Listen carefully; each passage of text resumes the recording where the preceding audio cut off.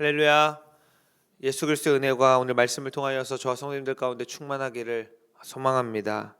데살로니가전서 4장 말씀은 오늘 말씀의 본문의 시작에서도 볼 수 있듯이 하나님을 기쁘시게 할 수 있는지를 배웠으니 그렇게 행하고 더욱 힘쓰라라고 합니다.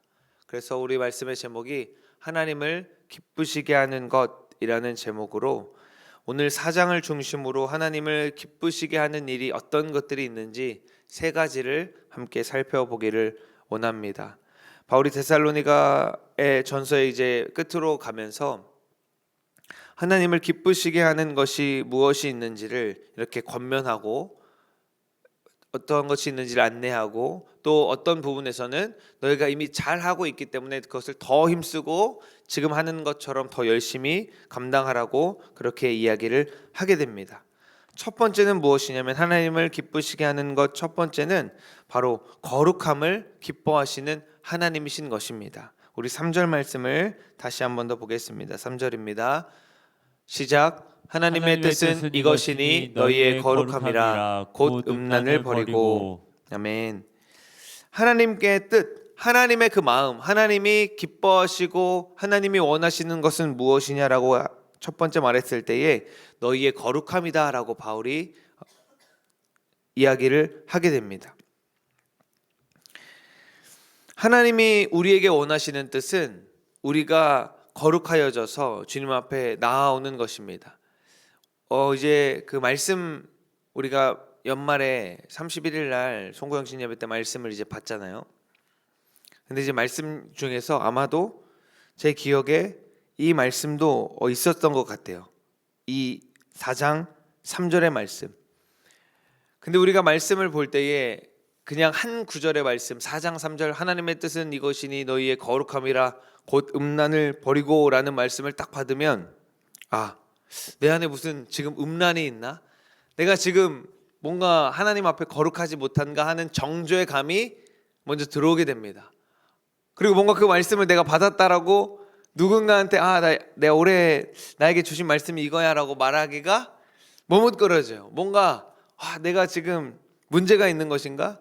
하나님이 나한테 너 거룩해야 돼. 너 네 안에 있는 그 음란을 버려야 돼 라고 말씀하시는 것만 같은 생각이 들게 되는데 우리가 말씀을 볼 때 물론 한 구절의 말씀이 정말로 극심한 그 상황 가운데 아니면 찰나의 순간 가운데에 한 구절의 말씀이 나를 붙잡고 또 끌고 갈 때가 있는데 우리가 말씀을 볼 때에는 그 앞뒤의 문맥 우리가 말씀을 받았으면 데살로니가전서 4장 3절의 말씀을 우리가 올해의 말씀으로 받았으면 적어도 데살로니가전서 4장의 말씀은 이렇게 살펴보면서 하나님께서 이러한 말씀을 나에게 하기를 원하시는구나. 내가 이 말씀을 붙들고 가야겠구나 라는 그러한 믿음의 눈이 열려지기를 원합니다. 그래서 하나님께서 이 4장 3절에 거룩함을 원한다라고 했을 때 사실 이 4장의 핵심이 이거거든요. 3절 너희의 거룩함을 하나님이 원하신다. 그럼 거룩함은 무엇인가? 그럼 방금 말한 것처럼 내가 거룩하지 못하기 때문에 내가 더럽기 때문에 하나님이 지금 그것을 지적하면서 너 깨끗해야 돼, 너 음행을 버려야 돼 라고 음란을 버려야 돼, 음란 그 마귀가 씌어서 버려야 돼 라고 하는 것인가 라고 했을 때 그것은 조금 1차원적인 시각이라는 것이죠. 하나님이 원하시는 거룩함을 우리가 얘기할 때 성경에서 거룩함을 얘기할 때 많은 경우에 신랑과 신부에 대한 이야기를 하게 됩니다. 그리고 이 신랑과 신부에 대한 이야기는 우리의 결혼 풍습 또 우리가 생각하는 그 신부의 모습도 정확하게 동일하고 또 그 유대의 결혼의 풍습을 이해하면 조금 더 풍성하게 생각을 할 수가 있습니다. 우리가 결혼을 할 때 많은 문화의 요즘에 트렌드라고도 하고 여러 차이가 있지만 원래 결혼을 할 때에는 신부가 하얀 드레스를 입게 됩니다. 그리고 결혼식장을 갈 때 민폐 하객이 되지 않으려면 또 하얀색은 신부의 색깔이기 때문에 피하고 나는 좀 다른 색깔로 이제 하객들이 입어야 되는 거예요. 왜 그러느냐? 결혼식장에서 신부가 새하얀 드레스를 입는 것은 순결하고 정결한 그 상징입니다. 이 신부는 지금 결혼을 하는 이 시점에 가장 깨끗하고 가장 순결한 신부로 준비되었고 이제 온전히 신랑과 그 순결함 가운데에서 결혼한다라고 하면서 가장 하얀 그 드레스를 입고 결혼을 하게 되는 것입니다. 유대의 결혼 풍습을 보게 되면 오늘날 많이 사라졌는데 우리가 생각하는 그 약혼 문화를 조금 생각하면 이해가 쉽습니다.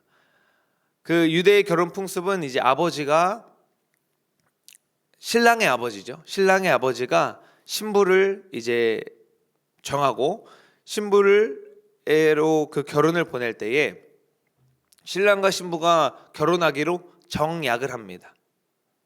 약혼을 하는 거죠. 약속을 하는 거죠. 그렇게 되어지면 사실 같이 살진 않아요. 그 기간 동안 같이 그 정약을 하고 약속을 하고 실제 결혼까지 기간 동안 같이 살지 않고 약속만 한 것인데 모든 그 유대의 사회나 주변의 사람들은 이미 결혼한 것으로 보게 됩니다. 그 기간은 어떤 기간이냐면 우리 성경을 통해서도 볼 수가 있지만 아버지가 아들 부부가 살 집을 준비하는 기간이에요. 실질적으로 살 집을 마련하고 그 짓는 시간입니다. 그래서 아버지가 아들에게 이제 모든 준비가 끝났으니 신부를 데리고 와라고 말하면 그 아들이 이제 신부를 데리러 가게 됩니다. 그리고 그들은 밤에 이제 결혼 풍습이 이루어지는데 그러면 밤에 신랑이 신부를 데리러 갑니다.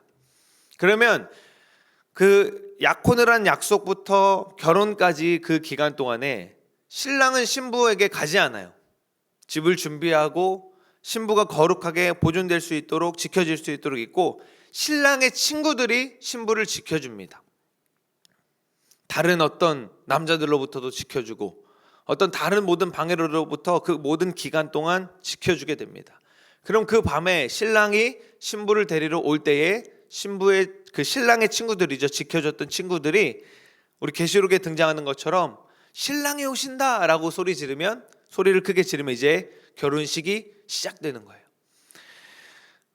어떤 걸 말씀드리고자 하냐면 약속한 시간부터 신랑이 다시 오시겠다고 약속하셨죠. 결혼 약속을 하고 내가 집을 준비해서 신부를 다시 데리러 오겠습니다라고 약속하면 그 기간 동안 신부는 거룩하고 깨끗하게 준비되어지고 계속해서 그 결혼식을 바라보며 신랑과 하나 되는 그 결혼식을 생각하면서 계속해서 거룩함으로 나를 지켜야 하는 것입니다. 이미 나는 신랑으로 내 신랑을 또 나는 신부로서 약속을 했기 때문에 그 약속을 붙들고 지키고 나아가는 것입니다. 하나님이 말씀하시는 거룩함은 이것인 것입니다. 신부가 신랑을 기다리듯이 이미 약속된 그 결혼을 기다리듯이 신부는 그 거룩함으로 정결함으로 신랑을 기다리는 것. 하나님의 뜻은 이것인 것입니다. 만약에 신부가 이미 약속을 했음에도 불구하고 내가 신랑을 마음에 두고 약속을 했는데 시간이 지나다 보니까 시간이 좀 지체되다 보니까 기다리기도 지치고 혹은 다른 더 좋아 보이는 사람이 눈에 들어오고 혹은 다른 더 좋은 상황이 내 안에 들어오고 내가 결혼 약속을 했는데 사실 이제 좀 생각을 가만히 다시 해보니까 아직 결혼할 때가 아닌 것 같아. 이런 마음이 들면서 마음이 흔들릴 수도 있겠죠. 그러나 그 흔들리는 마음을 다 잡으면서 지켜야 내는 것이 정말로 신부의 모습이지 마음이 흔들린다고 해서 이랬다가 저랬다가 취소했다가 미뤘다가 이렇게 갈팡질팡하는 모습은 주님이 원하시는 또 신랑이 원하는 그 거룩한 모습은 아니다라는 것입니다. 엘리야가 갈멜산 전투를 우리가 잘 알고 있죠. 엘리야가 그 갈멜산에서 그 모든 우상 숭배하는 제사장들과 1대 450으로 싸워가지고 불을 내려주는 신이 진짜 신이다, 진짜 하나님이시다라고 하면서 너희가 한번 너희 신을 불러봐라, 너희 신을 불러서 한번 불을 내려주나 안 내려주나 한번 해봐라 라고 하거든요. 엘리야가 이렇게 싸우는 것을 가만히 보면 우리는 그냥 단지 엘리야가 정말 담대하게 하나님의 말씀을 듣고 나아가서 400명을 대상으로 싸우고 나 같으면 400명 앞에 서 있어도 말도 안 나올 것 같아요. 왜냐면은 그냥 400명이 아니잖아요. 우리가 예를 들어서 그냥 내 편 400명에 있으면 힘이 되고 좋지만 이 사람들은 지금 나를 대적하고 나를 당장이라도 잡아야 죽일 그 400명이 내 앞에 있는데 그것을 대적해서 이제 싸울 때 담대함으로 엘리야가 나아갔구나 라고 우리가 생각하는데, 한번 조금 더 깊이 생각해 보면 엘리야가 많은 부분 언어 유희라고도 할까요? 그 언어 유희와 어떤 그 많은 부분 그 상황들을 설명하면서 그 싸움을 이어져가는 것을 볼 수가 있는데, 엘리야가 먼저 하나님의 명령대로 불을 내려주는 신이 진짜다라고 할 때에 불을 내려주는 신은 무엇이냐면 그 당시에 그들이 섬기는 바알 신이 불의 신이었어요.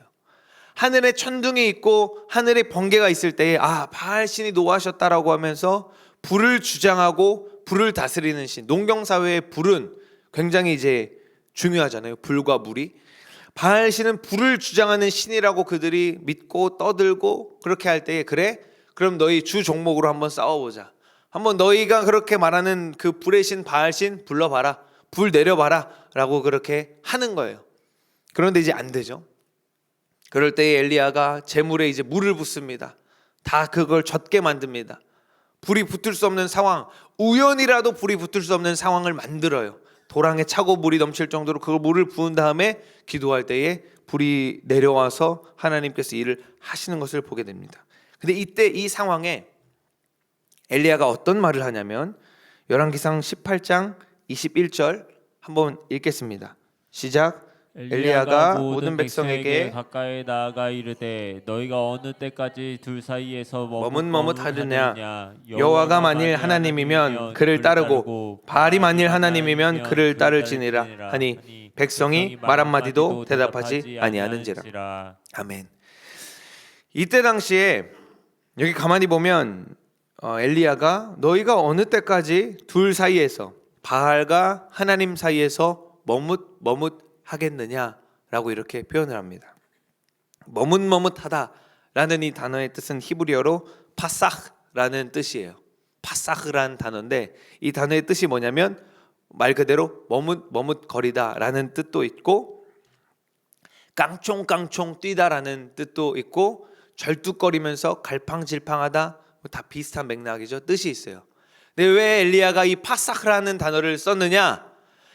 바알 신을 그 부르는 일을 하잖아요. 그 제사장들이 막 밤새도록 막 자해까지 해가면서 아시죠?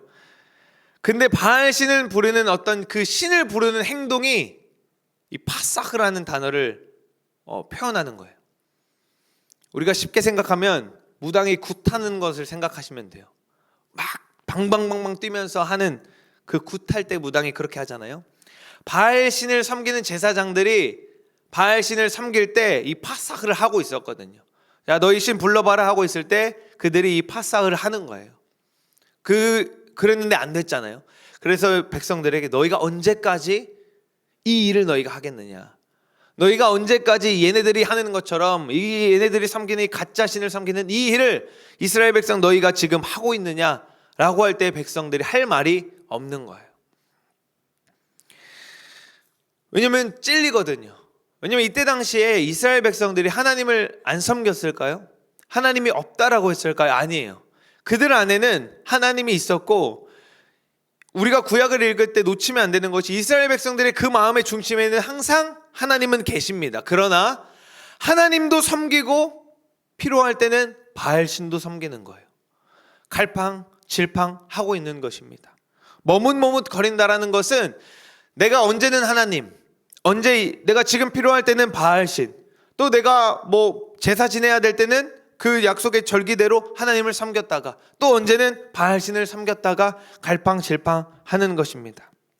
마치 신랑은 기다리는 신부가 내가 이 사람도 마음에 품었다가 저 사람도 마음에 품었다가 내가 결혼만 내가 정해진 사람이랑 하면 되지 라고 하면서 내가 이 사람이랑도 만나봤다가 저 사람이랑도 만나봤다가 지금 필요할 때는 여기다가 마음을 두었다가 지금 당장 이것이 필요할 때는 저기다 마음을 두었다가 하는 모습이 지금 이 엘리야가 말하는 이스라엘 백성의 모습과도 똑같다라는 것입니다. 이 모습이 거룩하지 못한 모습인 것입니다. 마음 가운데 양다리 걸치고 세상에 한쪽 다리 걸치고 하나님 앞에 한쪽 다리 걸치고 살아가는 모습이 거룩하지 못한 모습이다라는 것입니다. 하나님께서 에덴에서 아담과 하와를 쫓아낼 때 이유는 단 한 가지입니다. 죄가 아담에게 들어와서 아담이 하나님으로부터 온 그 형상 거룩함을 잃어버렸어요. 뭐 다른 거 다 차치하고 거룩함이 이제 들어왔기 때문에 하나님은 그 거룩함을 잃어버리기 때문에 하나님은 거룩함이 없는 존재 인간과 함께 하실 수 없어요. 왜냐하면 하나님은 너무나도 거룩하신 분이기 때문에 너무나도 그 거룩 자체이신 분이 이제 함께 할 때 거룩하지 못한 인간은 죽을 수밖에 없고 소멸될 수밖에 없기 때문에 하나님은 인간을 사랑하셔서 쫓아내신 거예요. 같이 있으면 죽으니까 나가서 살 수 있도록 쫓아내시고 가죽옷을 지어서 쫓아내시고 그냥 쫓아내서 그렇게 그냥 둘 수 없기 때문에 하나님은 그 거룩하신 주님이 다시 인간을 거룩함으로 초청하기 위하여서 예수 그리스도를 통하여서 우리를 다시 부르시고 다시 우리를 거룩함으로 살게 하시는 것입니다. 하나님의 뜻은 이것이니 너희의 거룩함이다라고 할 때에 이것이 단지 문자적으로 내가 지금 더러우니까 내 마음이 지금 두 마음 품고 있으니까 거룩하여 줘야지 하는 것이 아니라 너 지금 더러우니까 거룩해져야 해 이 뜻이 아니라 하나님은 목숨을 버려서라도 너의 거룩함을 원하고 하나님은 그렇게까지 자기 아들을 죽여서도 너를 거룩함으로 초청했어. 왜? 나와 함께 하시기 위하여서 그렇게 하였다라는 것을 우리가 기억해야 하는 것입니다. 거룩함을 기뻐하는 하나님께서 너는 거룩하니까 내가 기뻐할게, 아니면 너는 조금 더러운 것 같고 거룩하지 못하니까 내가 너는 이제 놔둘게, 나는 너와 함께 하지 못하겠어 라고 하는 것이 아니라 하나님의 뜻은 우리의 거룩함이다라고 할 때에 주님은 그렇게나 우리의 거룩함을 원하신다라는 것입니다. 첫 번째로 거룩함을 기뻐하는 하나님이시고, 두 번째로 하나님은 서로 사랑함을 기뻐하십니다. 시간이 많이 가서 말씀은 읽는 것을 우리가 지나가면서 말씀을 보겠습니다. 하나님께서 요한복음에서 이렇게 말씀하십니다. 예수님이 새 계명을 너희에게 주겠다. 그런데 이것은 무엇이냐면 너희가 서로 사랑하라. 예수님이 내가 너희를 사랑한 것 같이 너희도 서로 사랑하라 라고 말씀하십니다. 그리고 9절과 10절에서 바울은 너희가 이미 형제 사랑을 이미 잘하고 있다. 그러니까 더 열심히 하고 그 사랑을 더욱더 실천하여 라고 말합니다. 그런데 우리가 왜 서로 사랑해야 되는가? 그리고 어떻게 서로 사랑할 수 있는가라고 할 때에 먼저는 방금 요한복음에서 말씀하신 것처럼 예수님이 우리를 사랑하셨기 때문에 우리도 서로 사랑할 수가 있는 것입니다. 내가 이미 그 사랑을 입었기 때문에 내가 그 사랑으로 서로 사랑하고 형제를 사랑하고 용서할 수가 있는 것입니다. 그리고 나아가서 예수님이 요한복음 13장 이 새 계명을 주시고 34절에 새 계명을 말씀하시고 뒤이어서 35절에 뭐라고 말씀하시냐면 너희가 서로 사랑하면 이로써 모든 사람들이 너희가 내 제자인 줄을 알리라 라고 주님이 말씀하십니다. 교회에 사랑이 없으면, 교회에 그 그리스도의 사랑이 빠지면 이제 모든 사람들이 우리를 교회로 하나님의 자녀로 보지 않는다라는 것입니다. 사랑하는 성도 여러분, 우리가 서로 사랑할 때에 주님이 기뻐하실 뿐만 아니라 우리를 바라보는 모든 이들이 우리를 통하여서 주님의 사랑을 알게 되고 주님을 보게 되는 것입니다. 하나님께서 기뻐하시는 것 첫 번째는 우리가 거룩함으로 나아가는 것. 왜? 하나님은 죽기까지 그 거룩함을 사수하셔서 우리와 함께 하시기를 원하시는 것이거든요. 그리고 두 번째는 우리가 서로 사랑하는 것을 하나님이 기뻐하십니다.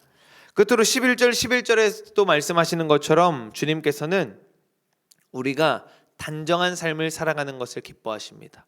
단정한 삶이 무엇일까라고 했을 때 내가 이렇게 말끔하게 차려입고 그냥 단정하게 정직하게 사는 것인가? 12절의 단정이라는 이 말은 유스케모노스라는 말로 이 뜻은 무엇이냐면 그냥 단정한 그 겉보기에 단정하고 정숙한 모습을 1차로 뜻을 가지고 있지만 그 안에는 존경받을 만한 그리고 질서 있는 그런 이제 뜻을 가지고 있습니다. 바울이 10절, 11절, 12절 얘기하면서 너희가 단정히 생활해야 돼 할 때에 어떤 그 의미를 내포하고 있냐면 말씀을 듣고 데살로니가 사람들이 우리가 나중에 이제 5장을 보게 되면 그 등장을 하는데 데살로니가에 어떤 문제가 있었냐면 하나님께서 우리를 사랑하셔서 예수 그리스도를 보내셨고 우리가 예수 그리스도가 우리를 위하여서 십자가 달려 돌아가셨고 그 주님이 다시 오신다라고 그 복음을 전할 때에 그 복음을 듣고 이제 주님 다시 오시니까 이제 마지막에 가까워졌으니까 나 일 안 해. 나 뭐 아무것도 안 할 거야. 나 그냥 가만히 있을 거야. 내가 하는 것은 내가 뭘 하면 할수록 나는 죄기 때문에 나 아무것도 안 할 거야 라고 하는 사람들이 너무나 많이 등장했어요. 그런 사람들에게 너희들은 일하여야 하고 일하기 싫은 자는 먹지도 말라라고도 말하기도 하고 그렇게 너희들이 하나님 말씀 앞에서 끝이 다가와도 더욱더 너의 삶을 열심히 살아야 된다라고 데살로니가 뿐만 아니라 많은 그 서신 가운데에 말합니다. 계속해서 그 문제가 등장하니까. 그래서 단정히 살아가라는 말은 너희들에게 맡겨진 그 일을 충성을 다해서 하라라는 것이에요. 그리고 세상 가운데서 존경받을 만한 삶을 살아가라고 말하는 것입니다. 다시 말해서 단정히 행하라는 것은 주변 이들로 하여금 존경받을 만한 삶, 존경받을 만한 그 모습을 살아가야 한다라고 말하는 것입니다. 앞서서 우리가 사랑에 대해서도 말한 바와 같이 동일하게 세상 사람들은 나를 통해서 예수 그리스도를 보는 것이고 사람들은 나를 통해서 우리 새 안양교회를 보게 되는 것이고 나를 통해서 하나님의 모습을 세상 사람들은 보게 되는 것입니다. 우리가 오늘 아침에도 이제 새벽에 나올 때 아마 이제 화장실에서 뭐 양치하고 이제 하면서 거울을 보셨을 것입니다. 근데 거울이 더럽고 거울이 뭔가 많이 묻어져 있으면 우리가 원하고자 하는 모습이 제대로 보이지가 않아요. 어떻죠? 어느 때는 내가 거울을 보는데 내 얼굴에 뭐가 묻은 것 같아요. 그래서 아무리 얼굴을 닦아도 뭐 그게 달라짐 없이 계속 얼굴에 뭐가 묻은 것 같아요. 그럴 때는 가만히 보니까 거울에 뭐가 묻어가지고 마치 내 얼굴에 그것이 묻은 것처럼 보일 때가 있습니다. 우리가 이 땅에 살아갈 때 또 오늘 하루 우리가 그리스도의 자녀로 살아갈 때는 우리는 거울과 같은 존재입니다. 무엇이냐면 예수 그리스도가 나에게 비춰질 때에 나는 있는 그대로 예수님을 반사시켜서 세상 가운데 예수님을 소개하고 예수님을 비춰보내고 흘려보내야 하는 것입니다. 그런데 내 안에 더러움과 우겨싸임과 그것들로 계속해서 더러워져 있고 또 내가 또 왜곡되어져서 예수님이 나를 통하여서 그대로 드러나야 되는데 예수님 있는 그대로가 드러나야 하는데 나를 통하여서 예수님이 오해되고 예수님이 또 예수님의 모습이 아닌 모습들이 드러나게 되고 사람들이 그것을 통하여서 실망하고 오해하게 된다면 그것은 주님이 원하시는 뜻이 아니다라는 것입니다. 사랑하는 성도 여러분, 하나님이 기뻐하시는 것 세 가지는 첫째로 거룩한 것. 하나님은 악의 어떤 모양도 버리고 우리가 거룩함으로 깨끗함으로 나아오기를 원하십니다. 왜? 우리가 거룩할 때에 주님이 저와 여러분과 함께 하실 수 있습니다. 그리고 주님께서 너 깨끗함으로 나와, 너 깨끗한 모습, 깨끗해지면 이제 와 라고 하신 게 아니라 우리가 그렇게 할 수 없기 때문에 주님이 우리를 먼저 찾아오셔서 거룩함 가운데 우리를 초대하셨고 주님의 피로 말미암아 우리의 그 더러움들을 씻겨 주셨습니다. 그래서 우리가 그것을 감사하면서 계속해서 주님을 의지하면서 거룩함으로 나아가는 것을 주님은 원하시고 기뻐하신다라는 것입니다. 두 번째로 주님은 우리가 서로 사랑하는 것을 기뻐하십니다. 내가 서로 사랑할 때, 내가 한 번이라도 더 오늘 사랑을 흘려보낼 때 그로 말미암아 세상 사람들이 나를 통하여서 예수 그리스도의 사랑을 알고 내가 주님의 자녀인 줄 알게 되는 것입니다. 마지막으로 우리가 세상 가운데에서 존경받을 만한 데살로니가전서 1장에 말씀한 것처럼 세상 가운데에서 본이 되는 삶을 살아가는 것이 주님이 기뻐하시는 것입니다. 오늘 하루도 저와 여러분 삶을 살아갈 때에 나는 그리스도의 거울이다라는 사실을 잊지 않으시기를 소원합니다. 그래서 내 말 한마디, 내 행동 하나하나, 심지어 나의 생각까지도 예수님이 드러나야지 내가 드러나면 안 된다라는 사실을 꼭 기억하시기를 소망합니다. 아마도 오늘 우리가 이 말씀대로 살아가려고 할 때에 많은 방해와 많은 어떠한 걸림들이 사탄의 정죄들이 있을 것입니다. 네가 이렇게 더러운데 네가 또 이렇게 죄짓고 넘어지는데 어떻게 주님의 거울이라고 할 수 있느냐라고 정죄할 때에 그 사탄의 정죄 가운데 속지 마시고 더욱더 예수 그리스도를 의지하시기를 소망합니다. 그래, 나는 더러워. 나는 더럽기 때문에 주님의 피로 다시 나를 씻기고 주님 나를 더욱더 깨끗하게 하여 주시라고 그렇게 주님을 붙들고 나아가는 저와 여러분, 그리고 하나님을 기쁘게 하는 저와 여러분 되기를 주님의 이름으로 소망합니다.